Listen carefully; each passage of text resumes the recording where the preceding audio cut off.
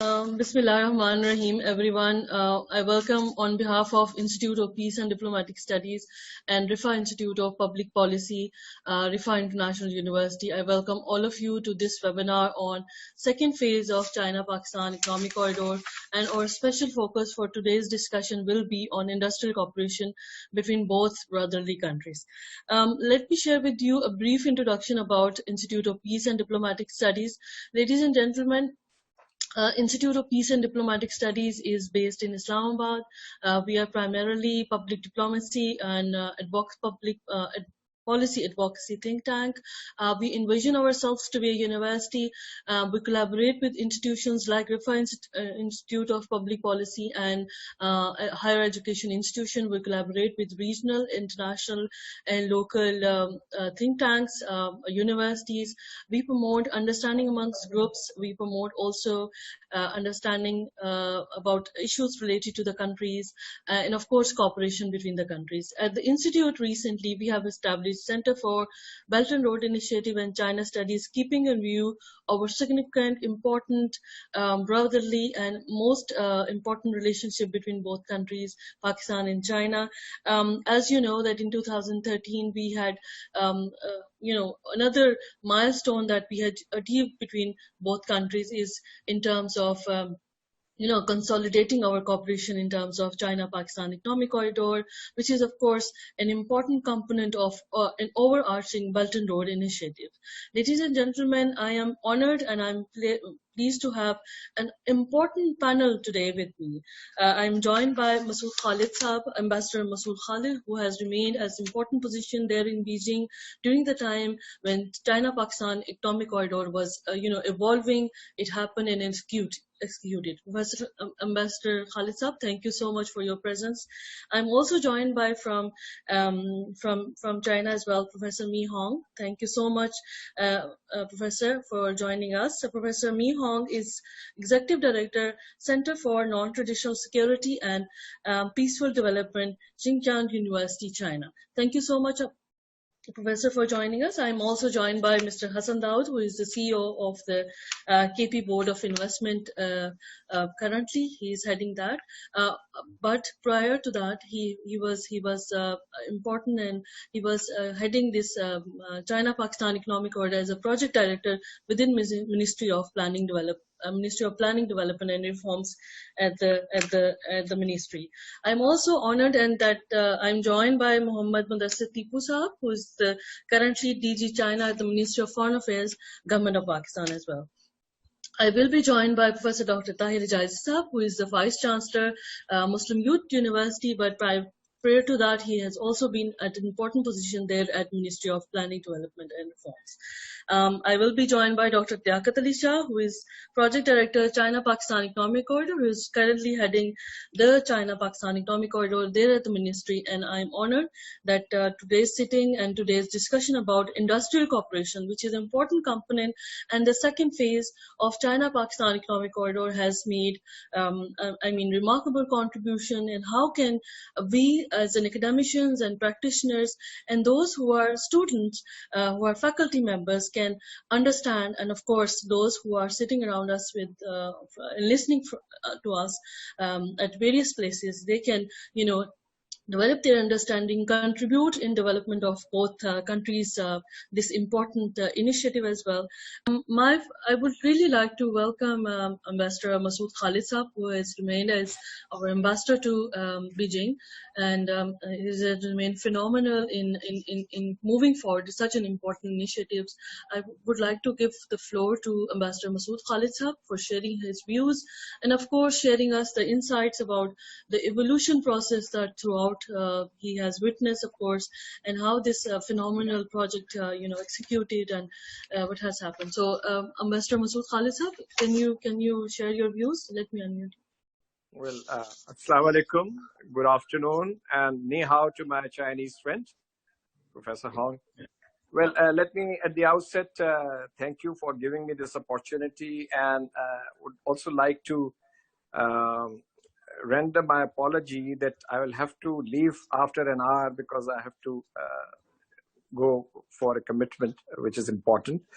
Well, I think about CPEC, now quite, it's quite familiar with people what CPEC means and what it entails. So I will not go into too much detail, but to give a brief overview, I would say that, as rightly pointed out by you and by Dr. Aftab, that this is part of CPEC, China-Pakistan Economic Corridor. CPEC is part of the mega initiative of Belt and Road, which was launched by President Xi Jinping in 2013. And now we are in 2020.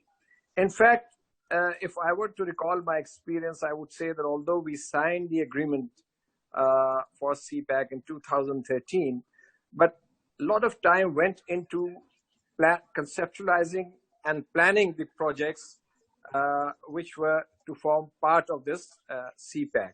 So officials met, technical committees, were constituted. A task force was constituted later on, which became the Joint Cooperation Committee. And about a year or thereabout passed in strategizing as to what it means, because initially it was agreed that CPEC will comprise of 4 areas of cooperation or 4 clusters. Number 1, power sector or energy, transport infrastructure. Number 3, Gwadar Port and its allied infrastructure, and industrial cooperation. Of course, much water has flown since then under the bridge. In the last JCC, so far I think 9 JCC have been held. And the last JCC's new clusters or new areas of cooperation were added to CPEC, like agriculture, socio-economic development, livelihood projects, tourism, and of course, cooperation in the field of science and technology. Now, I would like to say that whatever has been achieved, you have a very distinguished panel today, and which will explain. I think Mr. Daud Butt is there. He knows the nitty-gritty of this project. He will be able to explain as to what has been achieved in terms of concrete outcome in the last 4 or 5 years. Of course, energy crisis is behind us. If you recall, 2014 and 2015, Pakistan was facing a very serious energy shortfall. That is behind us. In fact, now I am told that we are surplus in energy. And then, of course, some mega transportation and communication projects have been completed or are under implementation. Gwadar Port has also shown considerable progress, but this is a work in progress. Now, an important aspect to remember is that CPEC, with the addition of these, with those initial or original 4 areas, and with the addition of new areas, now CPEC provides a comprehensive framework for economic and technical cooperation between Pakistan and China in multiple areas. And also important to remember that it has a long-term cycle for implementation of various projects in the short term, mid-term, and long-term. Notionally, the project is to be completed by 2030. So we still have about 10 years or so to complete various projects. So as I said, that CPEC now provides a comprehensive framework which has even legal bindings for 2 countries to implement various projects. Now, I would also like to touch upon some strategic aspects of CPEC. The concept of connectivity, of physical connectivity between Pakistan and China has existed for a long time. It has been in the minds of our leaders. It has been in the planning metrics of both countries. If you recall, after Sino-Indian border war of 1962, both countries started in earnest the construction of the Karakoram Highway, which is basically linking Pakistan with China through this road. So what I'm trying to say is that this concept of connecting Pakistan with China had existed since 60s, and the work started then. And we, of course, made progress now. KKH phase 2 is going on, upgradation is going on. And this is a main route for trade and cargo between Pakistan and China right now. I mean, transportation wise. So this now China is also focusing on the development of its western regions. Traditionally, these regions could not get the type of focus of the Chinese government for development in the past. Now that is being rectified. So we are lucky, we are fortunate that the Xinjiang province of China is in proximity with our Gilgit-Baltistan and KP. So that is the extension. And that is where the link is.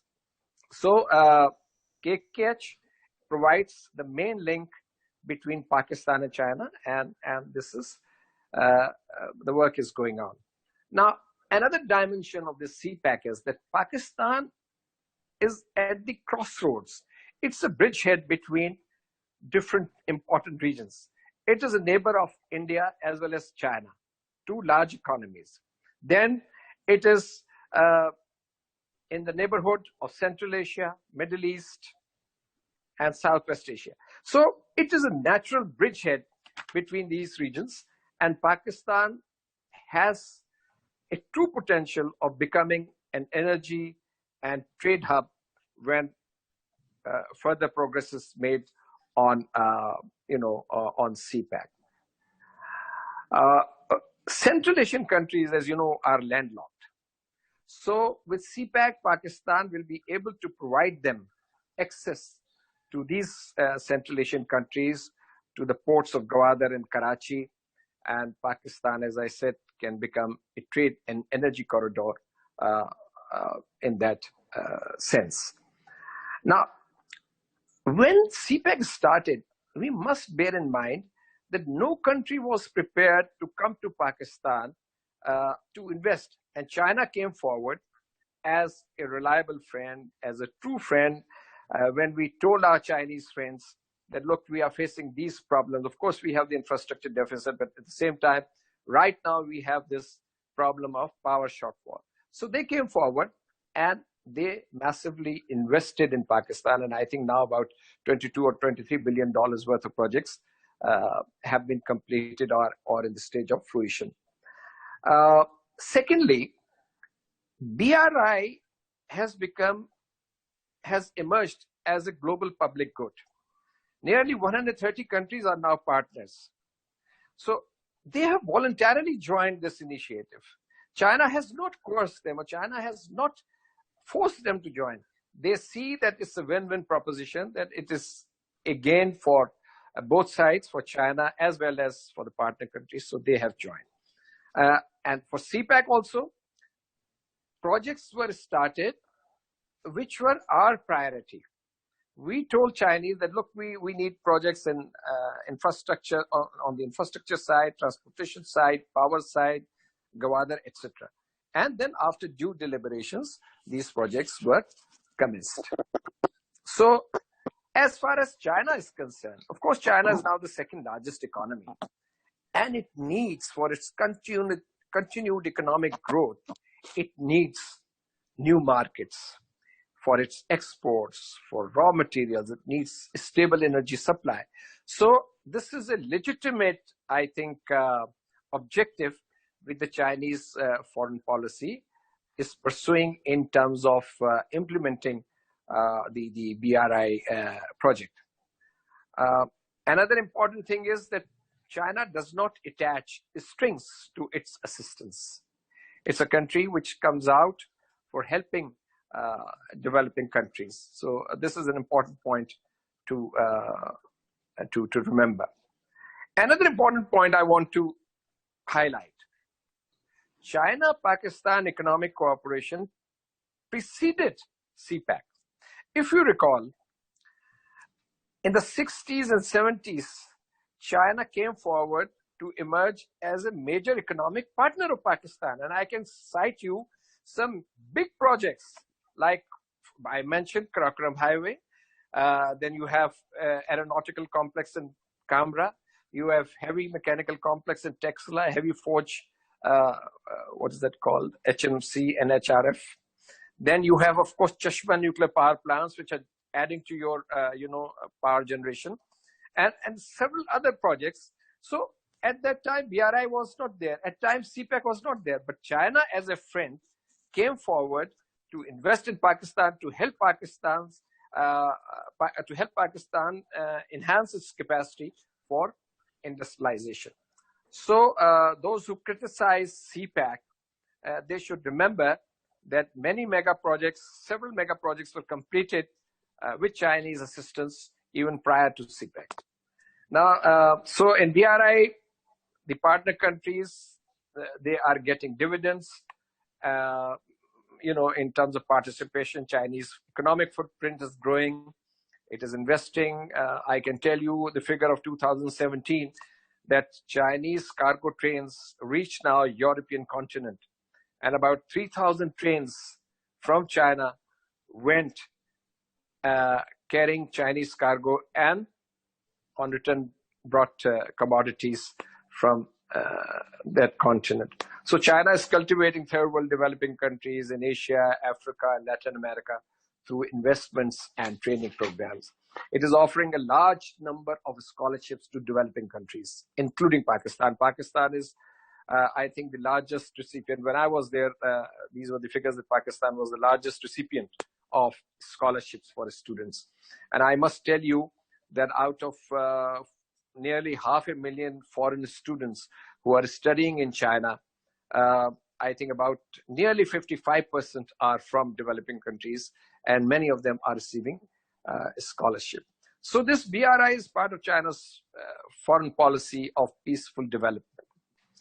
I would talk about the world politics. As we all know, it is becoming increasingly polarized.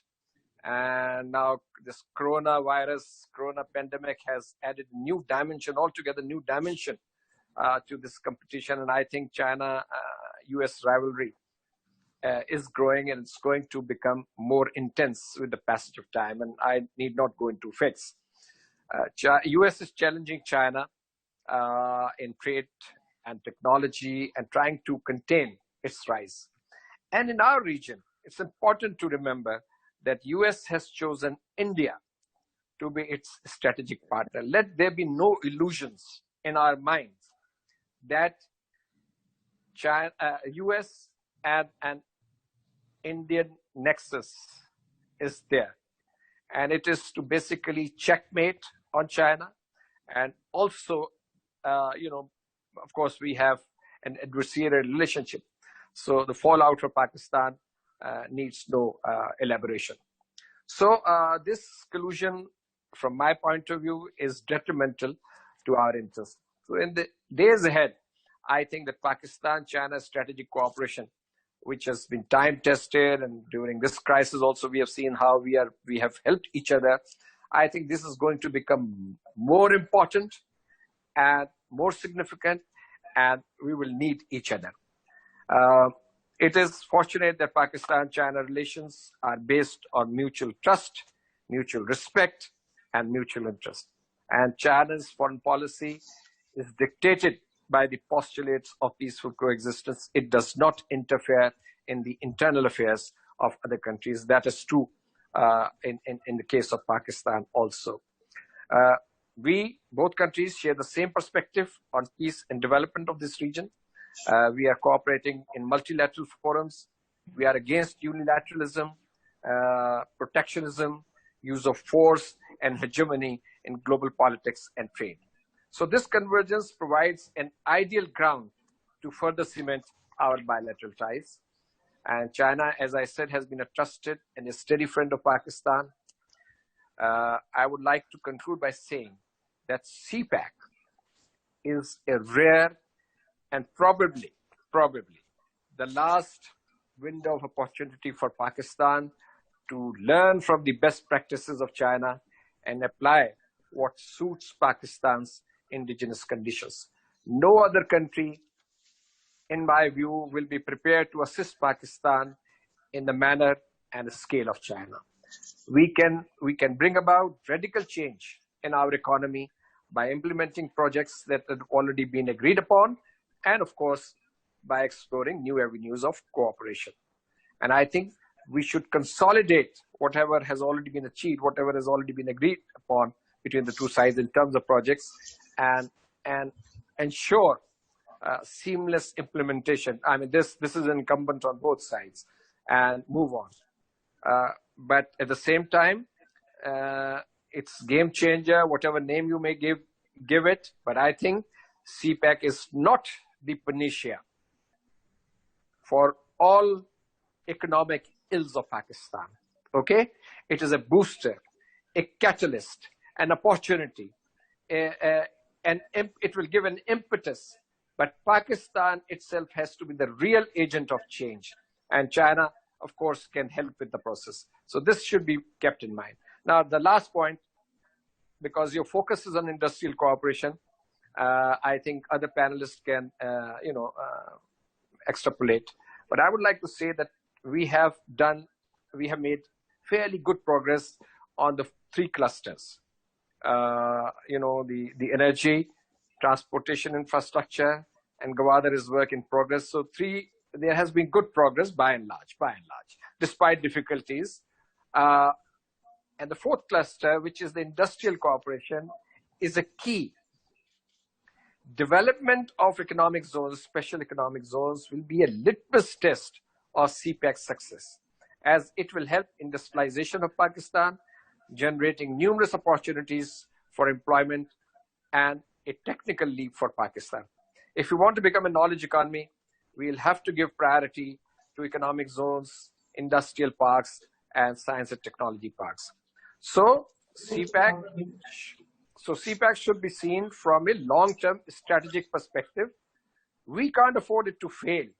So we have to be careful of the adversaries, the skeptics, who are deliberately creating, through misinformation, disinformation, doubts about China's intentions, doubts about CPEC. And, of course, you know what India is trying to do. They oppose CPEC, they oppose Jamir Bhasha Dam. So we should be under no illusion who is our enemy and who's our friend. So let's remain united. China is ready to help, and we should avail this opportunity fully. Thank you very much. Thank you so much, Ambassador Masood Saab. Ambassador Masood has remained as our ambassador to China and Beijing during the evolution process of China-Pakistan Economic Corridor. And Ambassador, you had aptly and rightly said that we have also take this opportunity as a leader, as leading us towards prosperity, towards development. And of course, there is no string attached. We have, over the years and history of relationship that we have seen, not only with Pakistan but other countries as well, that China's intention has always been to promote the developing countries and promote their, uplifting them from the poverty and supporting them throughout their development. I'm honored that today Professor Mi Hong, who is the Executive Director of Center for Non-Traditional Security and Peaceful Development, has joined us from China. Professor Hong Ming, thank you so much for joining us. The floor is all yours. We would like to have your remarks on the occasion.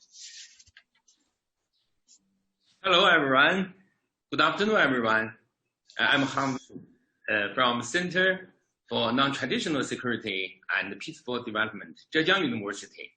Very, very honored to attend the webinar on CPEC Phase 2, China-Pakistan Industrial Cooperation. One of my co-authors is Ms. Chi Nima. Okay. Hi. Okay. Our presentation is focused on investment strategy and social development direction of CPEC.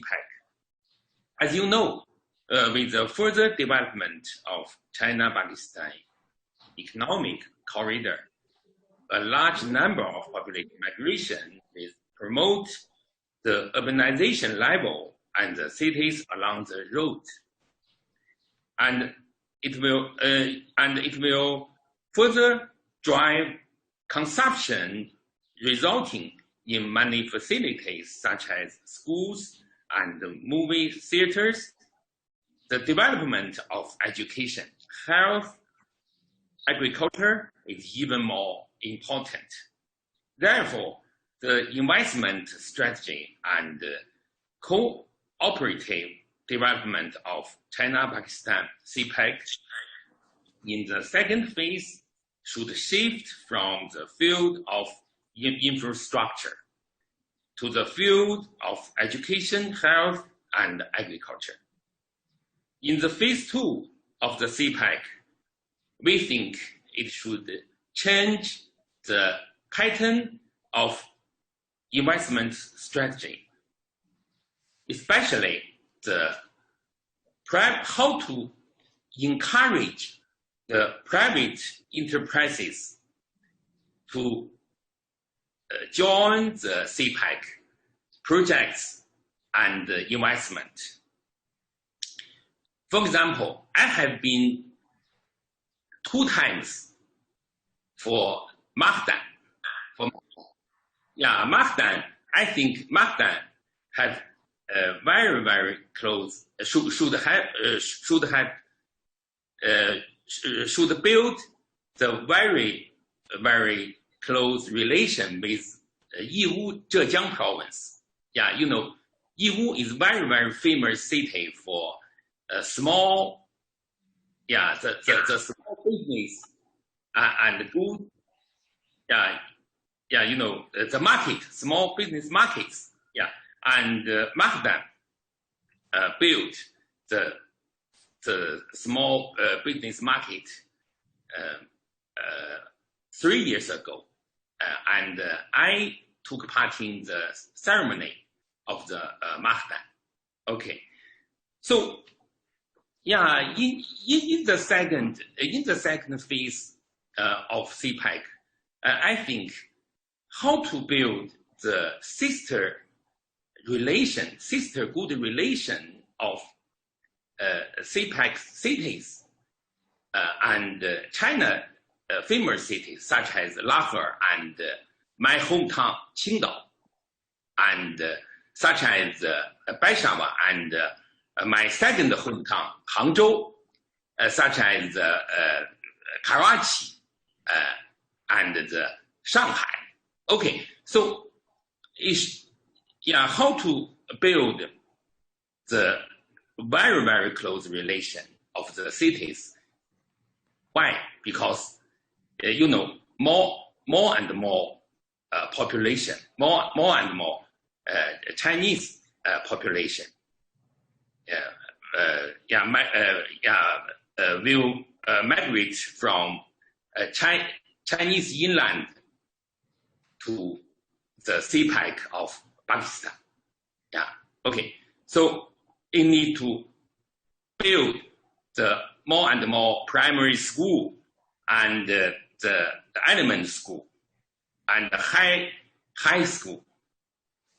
And I think how to build the sister relation with Pakistan and China's universities and the high schools and the primary schools. Okay, it's very, very important. Okay, and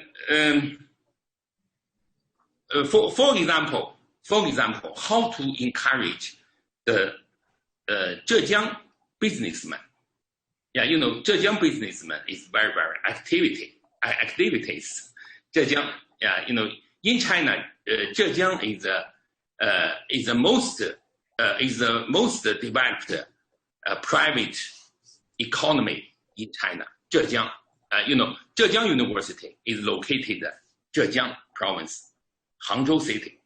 Okay, so I mean that how to build and how to encourage the education cooperation for Pakistan and China. And for example, you know, the research teams. You know, I have some very, very excellent Pakistan PhD students now study in our research team.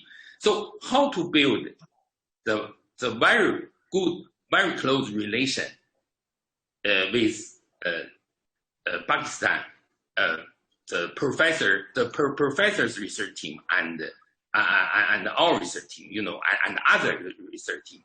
So, and how to carry out the joint training project. The joint training project and the research project is very, very important. And now my research team are cooperating with another research team of CPEC office, and we will will cooperate to apply for the Pakistan Science Foundation and the Chinese Nature Science Foundation. Now, okay, so and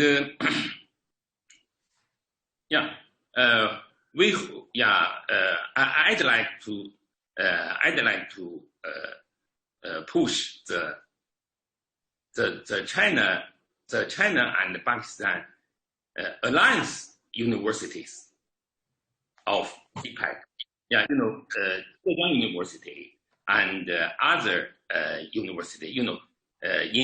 In South Xinjiang province, in south regions of Xinjiang province. For example, the Talimu University in Aksu region. Yeah, and Talimu University is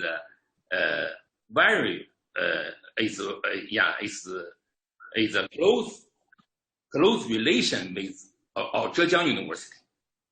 So, but Talimu University is very, very close to Kashgan.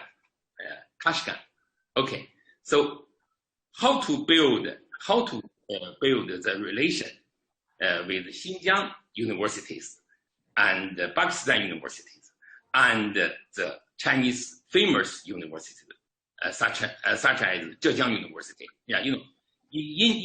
In China, Zhejiang University is the top 3 university. The Tsinghua University, Peking University, and Zhejiang University. So how to encourage, how to build the public policy? Okay, so okay. I have another. I have another thinking for the health field. How to encourage the private instrument to invest the hospital, and the hardware facility, followed by investment to medical talents of the 2 countries and the 2 cities, such as Hangzhou and Peshawar, and such as Shanghai and Karachi, such as Lahore and Qingdao. Okay, and so on. And for major international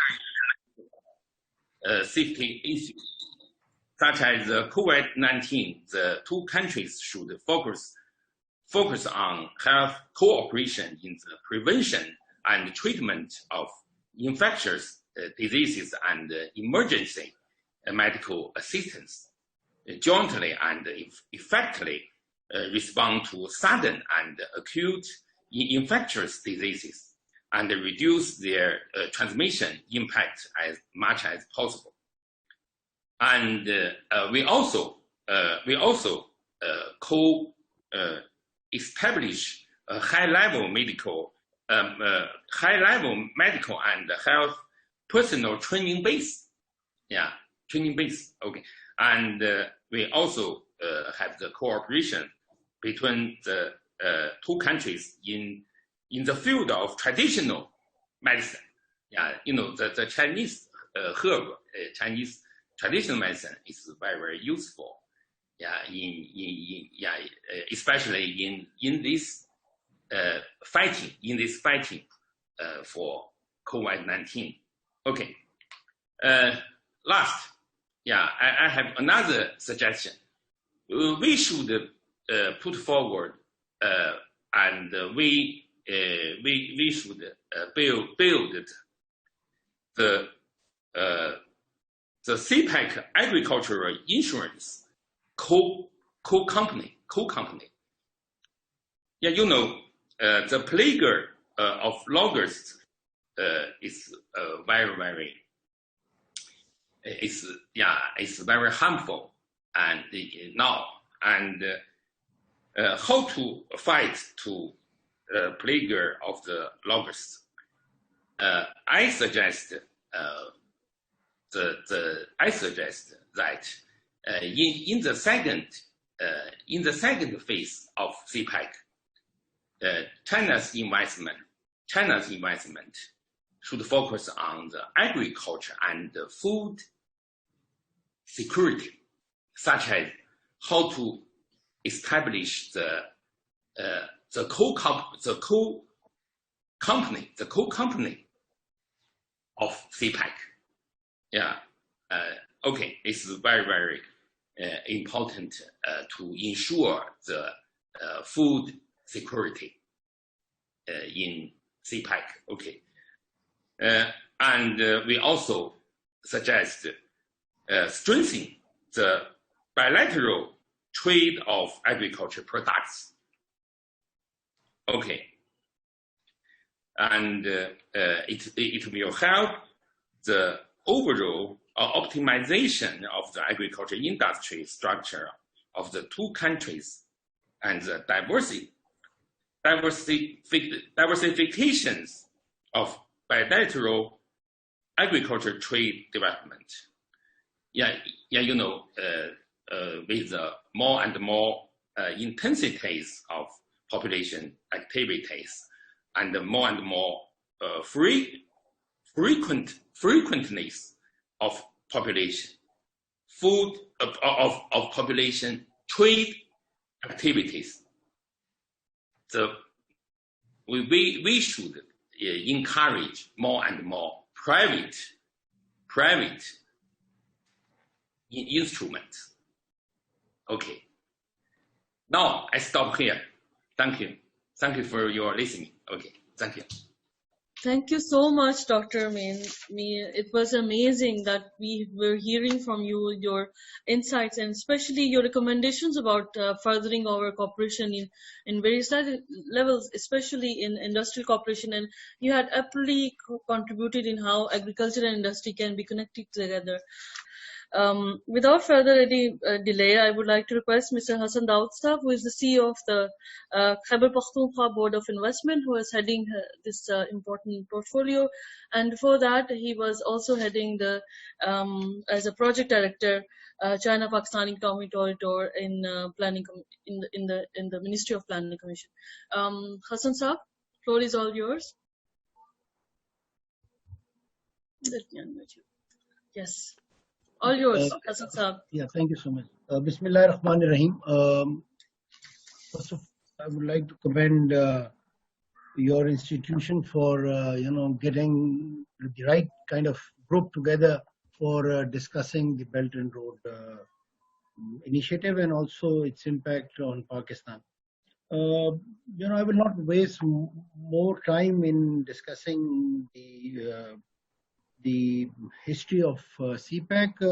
I will just say that I personally am proud of what we have done in the last 6 years in terms of bringing as we speak, about $28 billion and more is promised, about 46 billion, and bringing about 4,000 megawatt of energy right now and more coming, and diversifying our energy basket from more fossil fuel towards indigenous sources, third projects. Again, I'm proud of my little contribution and also the contribution of Ministry of Planning and CPEC project. Again, more hydel projects are coming, and hopefully this will not just transform the energy canvas, but also will transform the way that we do business. The cost of doing business would also reduce. With this background, I've written a lot about the energy debt notion that is widely spread. As we speak, the total loan that we have is around 6 billion US dollars, and that is also around 25 years. With about 7 years of grace period, that puts no burden on the overall GDP in terms of GDP to loan ratio. With this background, let me just say that we live in an interesting time. We have COVID, a lot of discussions is happening around each day about how the new normal will be and how COVID will impact the world at large, and there's already a debate of why globalization should stop because of its impact. But with this, my point, and I'll try to structure my short talk in terms of how BRI actually helps developing countries like Pakistan and also brings regional development at the forefront.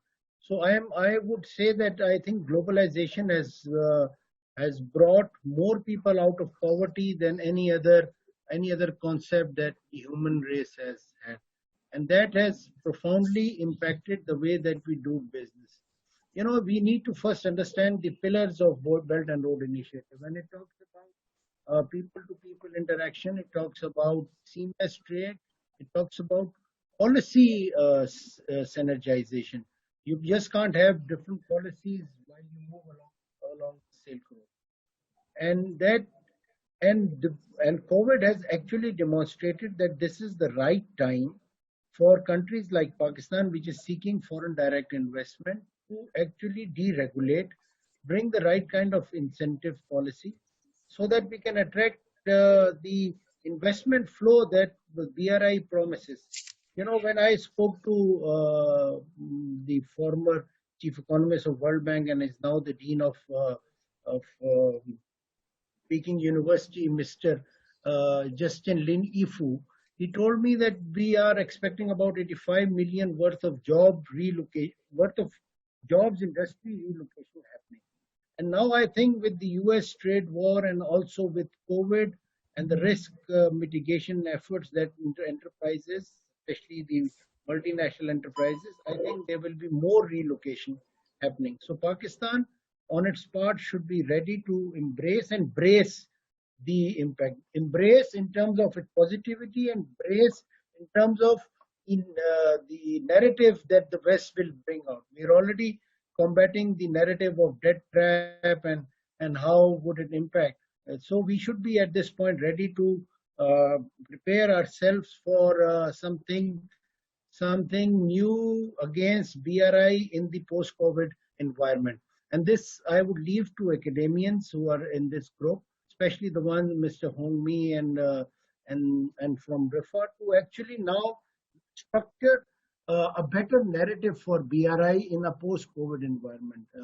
I think in the past 5 years, I was lucky enough to participate in both the Belt and Road Forums in 2017 and 19.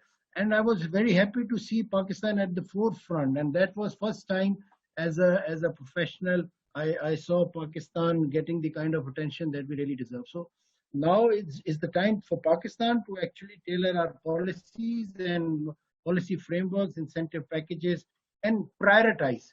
It is very important now, when COVID will settle down, the financing may not be available as it was available in the past. Things would change. And that would actually impact first the infrastructure projects and perhaps then the energy projects. I think the projects that would still remain at the forefront and should remain at the forefront will be cooperation in the agriculture sector, cooperation in healthcare, cooperation in trade and finance facilitation. You see, when this cross-cultural projects happen, there is a lot of friction that comes in terms of policies, because China has its own way of doing work. We have our own way of doing work. So in the last 5 years, we have built our capacity to understand China's way of working, and Chinese conversely have also learned how we work. And this has actually helped Pakistan. But having said that, on BRI part, I am not too happy. And as a practitioner, and please bear with me when I say this. I do not see the right kind of research happening. I see a lot of talk about BRI. I see a lot of talk about CPEC. When I was in CPEC, I would hardly receive any policy paper that would talk about the future of CPEC. I have heard a lot about how it was, there and how it, shaped up. But now is the time, and I would request RIFA and your institution and the others to actually look in the post-COVID environment how BRI would shape up. So I've just, while we were discussing, I've shaped few recommendations, and I would like to highlight those. First, I think we should focus now on disaster management as part of BRI. This is extremely important in a post-COVID environment, and I think more challenges would come or will be created for BRI. So I think A, disaster management, B, public health, C, the financing sector. And in terms of financing sector, till to date, the financing on BRI projects has been through Chinese financial institute. I think when Mr. Mudassir Tipu spoke about third-party participation, I think we should also look at third-party financing participation also. China cannot keep on financing the requirements of developing countries. They have their own domestic requirements. They have their own, agenda to political as well as development agenda to fulfill. So yes, they will continue to support countries like Pakistan and those who are partners in BRI. But we should also look at third-party participation in the financing, especially in the shadow of uncertainty that we have in the post-COVID scenario. Especially at a public level, I think we need to work on this. We also need to lastly work on, and this is besides the areas where we have, I think we should also look at tourism, because that has a quick micro economic impact. I think we should look at tourism within the BRI framework. Let's stop going towards West. They are now becoming museum. I think we should explore new avenues and places like Pakistan and like so many beautiful places like China. So Chinese tourists can come here, we can go, we can tailor our tourism policies and SOPs in the post-COVID scenario, and let's pick up our tourism sectors. And on part of Khyber Pakhtunkhwa, I would be happy, Mr. Hongming, that you could encourage Chinese investors to look at the mines and mineral sectors in Pakistan, also look at tourism, and also look at agriculture. These three areas are now our priority. We have natural endowment. And when you do business in Khyber Pakhtunkhwa or in Pakistan, that means that you're doing business in Afghanistan and Central Asian Republic. We are a natural link for that. So I think you should explore this thing. Last, I will end this. I think we need to, because, and I said this earlier, but at the cost of repetition, we need to work on the public perception of BRI and CPEC. We have fought this battle of narrative well, but now in a post-COVID scenario, when regional integration and globalization comes under attack, BRI would also come under attack. So let's not be a punching bag, and let's prepare well before time, so that we can accrue the right kind of benefits that BRI promised. And based on my own research, based on my own experience working for last 6 years with BRI and CPEC, closely with China, I think there's a lot we can achieve if we prepare well. Last thing for Pakistan, we need to prioritize our projects, just not bring a big basket of requirements. We need to prioritize phase-wise and then address that priority well, so that China knows that what are your prioritized sectors, and they can actually put money and support there. Thank you very much. Thank you so much, Hassan Daud Saab, for the wonderful and excellent recommendation, of course, and providing us, food for thought for everyone who is sitting around the table, who are listening from not only from Pakistan, from across the world also. and those people who are, I mean, the students of the universities. These are food for thought for you as well. That how can you learn from the experiences? How can you, further enhance your participation, especially in industrial cooperation between Pakistan and China, and how can you learn from the Chinese experiences because of their own strength in building their own industrial base, coming out of the poverty, building such an enormous economy, and leading the world right now. And we are fortunate enough that we have been joined by Excellency Li Bijian, who is the Consul General of People's Republic of China there in Karachi. Thank you so much, Excellency, for joining us. I'm giving you the floor and you can share your views. Thank you so much for the honor. Can you hear us? Thank you, Madam. Thank you. Thank you so much. Floor is yours. Thank you. Excellencies, distinguished guests, ladies and gentlemen, good afternoon. And it's very happy to attend this afternoon's teleconference and organized by China Institute of Peace and Diplomatic Studies. And I think this is the title here is that, Phase 2, CPEC Phase 2, the China-Pakistan Industry Cooperation. So I will mainly put forward 5 proposals or comments or assessments. And number 1, that we should change the investment strategy. I fully agree with Professor Li Hong, and from Zhejiang University. Just now he made a very good presentation, and I think that it's time for us to change the investment strategy.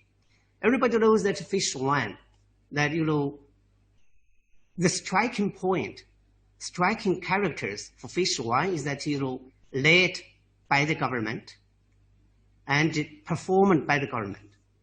And that is say that the government set up the platform, and at the same time the government is the performer. But when it comes to the second phase, and government was still leading, but let's give the performance, let's give the platform to the industries, especially the private industries, to perform. So we have to change this investment strategy. And during the past 5 years, during the Phase 1 of CPEC, and a lot of projects has completed. We concentrated on transportation, energy, and water development. And I may say that now that all these things are ready. We have the electricity, we have the roads, very good roads built, and now we are ready for industrialization of Pakistan. And if we say that the first phase is build up the foundation for development of Pakistan, and now the second phase will be focusing on the people-centered projects, and to let the people to benefit more from the CPEC projects. And so when you come to the second phase, I think that one of the most important things is employment. We will have more employment to let the people, especially the young people, to benefit from CPEC, to change their fortunes, to give them a future. So I think that you see this second phase, one of the most beautiful things is the employment. We should try our best to have this Pakistan's industrialization and to create enough employment. So we have to change this investment strategy. My second assessment is now that you see the whole world has been impacted by COVID-19. And this pandemic has changed greatly the production chains, supply chains, and the value chains. And so does the projects here in CPEC. They are all more or less impacted. So the effects are obvious. Number one, that is labor. The supply of labor is not,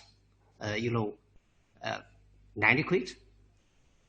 Secondly, the supply of spare parts, raw materials, machineries are delayed. And so all these things, and how do we, under such kind of situation, especially in the past few days, and experts across the world are talking about that COVID-19 will be with us maybe in a long period of time. It will not go. Even the vaccine comes up, vaccine is here, and the forms are keeping changing, and so it will be a new normal that will live together with COVID-19 for a long time. And then how can we address the effects of the COVID-19 on the implementation of the projects for phase 2? We have to have a clear understanding and come up with solutions on how to solve these problems. My third point is that if you have an industrialization, if you open up industry park, now we're talking about a few, free zones, special economic zones. Here in Karachi, we're talking about highly about Tapiji. And in Gwadar, there is the free zone. Okay, there are some others in some other provinces. And when you're talking about these special zones, and as I said, that the private players, the private enterprises will be the main and key players for the second phase. That is investment. How can the investment come? How can we attract the investment? Just allow Professor Mi Hong introduced a lot about, there are so many private companies in China. They are rich, they have money, they have the technology. But how can we attract them here? I think that is come to my third assessment. That is security.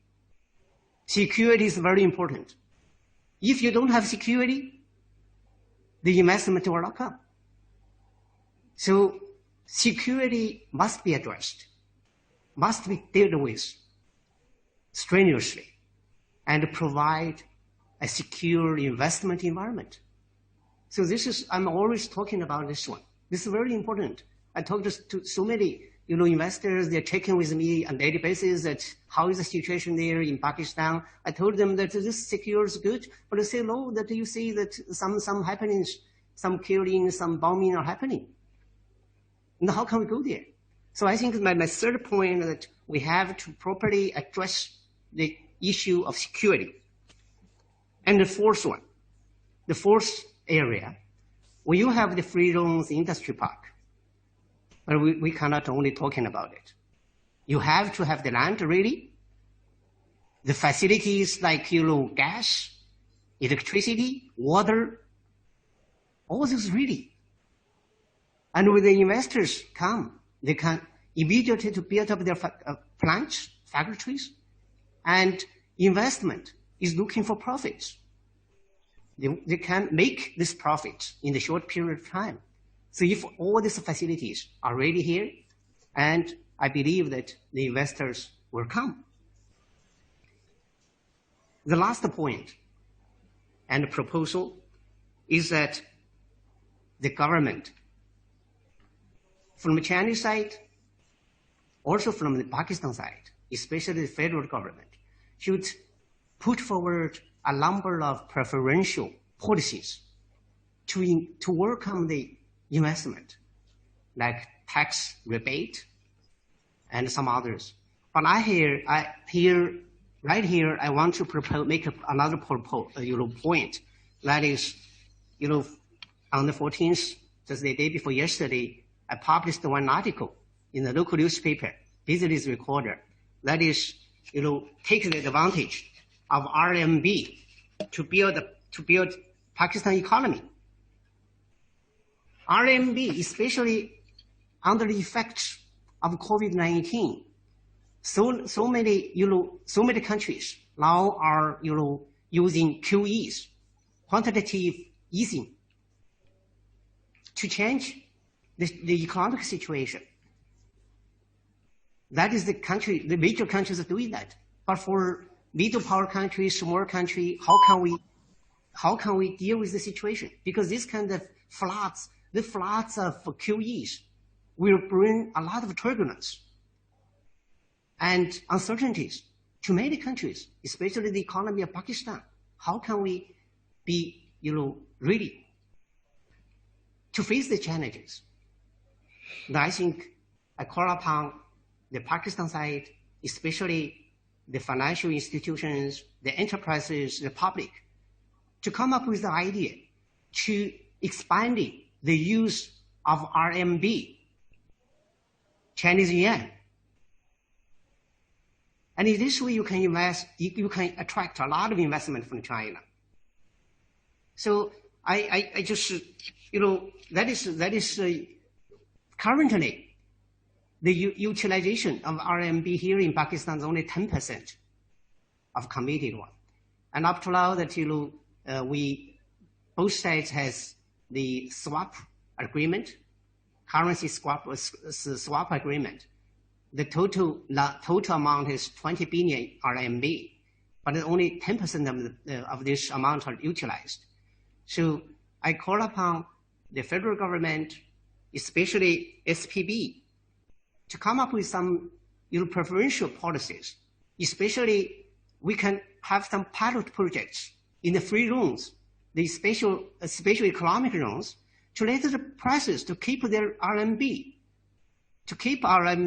without the approval by SPB, and to keep the RMB and utilize this, and they can. And we also wish that the Pakistan side can issue RMB loans to the companies, to the enterprises. And so that is this one. And as far as the policy is concerned, I think continuity of policy is very important. One of the successful story of China's economic development, one of the secret is that the continuity of policies. When you set the policy and we don't change it, the government can change whenever who comes up to lead the government, and he will stick to the policies, stick to this policy, the strategy, and we carry out generation by generation. So continuity of policies should be maintained in the interest to attract investment, to build up Pakistan's economy. And I'd like to thank Ambassador Masood very, very much. And he make a point, very good point, that the CPEC may be the last window of opportunities for Pakistan. Please do not miss this window. If you lose this window, and I don't think these opportunities will come again. So thank you very much. Thank you so much, Excellency Vijayan. We are honored that you had graced the occasion and shared your views. These are excellent remarks and, of course, proposals. We need to, strengthen ourselves by this opportunity to lead with this opportunity. And, of course, our students, faculty members, practitioners, policymakers, and those people who are listening to us will be rightly looking at the conversations that we had today, and of course look at the proposals and suggestions that they had made. Thank you so much for your kind presence. I'm honored that today I've been joined by Excellency Li Bijan from Karachi, who is the Consul General of Embassy of People's Republic of China there in Karachi. Mr. Daud Bhatt Sahab, thank you so much for your kind presence and sharing the thoughts. Professor Hong Ming, thank you so much for your kind presence. You joined us from China. This is the beauty of technology, that we are all together here. And of course, Ambassador Masood Khalid Sahab, who has been instrumental, who has seen the evolution of China-Pakistan Economic Corridor. And those students and faculty members and people who are listening to us right now, they must be seeing the passion that all these dignitaries have shared with us. One thing is very important. There are a lot of questions has been asking in the chat box as well, and there are a lot of question has been asked. One thread which is common in entire conversation that we had today is that we need to be very optimistic. We need to build our own capacities. Of course, countries like China, they have their strengths, industrial strength, they have their agricultural strength, they have their education strength, they have the knowledge strength. They had built it, and they are ready to share, and they are moving, 10 steps ahead to share with people, countries like Pakistan. And this is also same to all the other countries which are engaged with Belt and Road Initiative. All we have to do as countries who are at the, at these sites, for example, like Pakistan, we need to build ourselves. For example, a question is being asked about how we will not be, engaged as such in China-Pakistan Economic Corridor. For that matter, you need to upgrade your skills and your own, perception towards such an important project that Pakistan is currently having. And of course, Tipu Saab has been sharing with you that we were there in 2010 and what we are at this stage in 2020. Look at where Pakistan is right now. So we need to be very optimistic. We need to move forward. And thank you so much for every panel, for collaboration, Dr. Rashid Aftab Saab. And of course, I'm honored. I would like to call this a day. Thank you so much. It was a long 2 hours. And I hope that many of you had learned and, experienced everything. Thank you so much, everyone. And stay safe and stay healthy. And may God all bless you. Thank you so much.